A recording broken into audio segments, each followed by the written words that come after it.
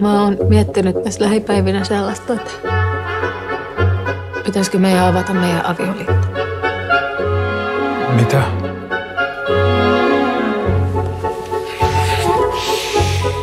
Miten se sitten niin kuin käytännössä menisi? Varataanko me Google-kalenterista jotain Matias-vuoroja? Mä ajattelin pikaisesti mennä käymään Ennillä. Tietenkin se on ok.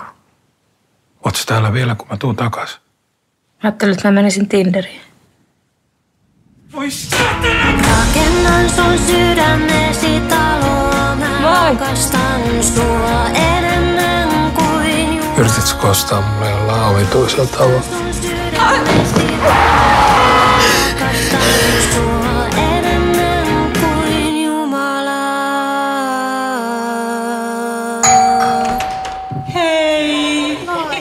Eikö sitä nyt voi sanoa? Ette kai te ole eroamassa? Ei olla eroamassa, mutta me ollaan Matiaksen kanssa polyamorisia.